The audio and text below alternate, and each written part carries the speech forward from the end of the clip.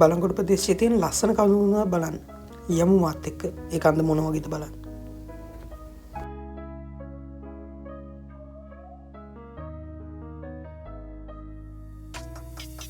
මේ පාර දිගේ තමයි ඉස්සරහට ගමන් කරන්න ඕනේ කන්ද බලන්න. මේ පාර දිගේ ඉස්සරහට ගියාම ගල්ලින්න කියන ගම බලා ගන්න පුළුවන්. මෙතනට කියන්නේ ගල්ලින්න view point එක කියලා. මේ ඇතින් පේන්නේ ගල්ලින්න කියන ගම. මෙතෙන් තව පොඩ්ඩක් ඉස්සරහට ගියාම තමයි ගල උඩ කියන ගල් තලාව පිහිටා තිබෙන්නේ. මේ ගල් තලාව පිහිටා තින්නේ බලංගොඩ ඉඳන් කිලෝමීටර් 5ක් විතර රත්නපුර දිසට ආවහම ඇල්ලපොළ කියලා හන්දියක් තියෙනවා. ඒ හන්දියෙන් පාරක් පටන් ගන්නවා ගවරන්හින පාර කියලා. ඒ පාර දිගේ ඉදිරියට එද්දී වැවරුම් තැන්න ගවරන්හින අඬගස්සනේ කියන ගම්තුළු පාස් කරගෙන ආවට පස්සේ හමු වෙන ආන්දාදොළ කියන ගමේ තමයි මේ ගල් තලාව පිහිටා තිබෙන්නේ. මේ ඇතින් පේන කඳු මුදුන තමයි පනංගල.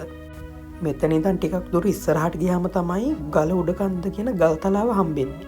මේ තමයි බලංගොඩ ගල උඩ කන්ද.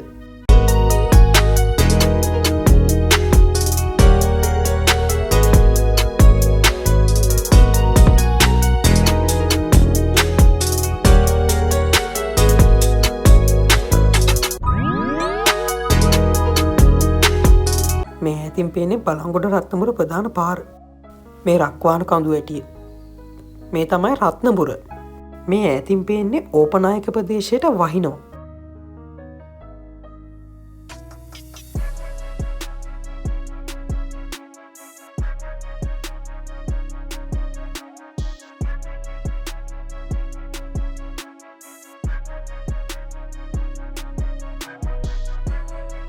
මේ දැන් ඉන්නේ ගල උඩ ගල් තලාවේ පාමුළු.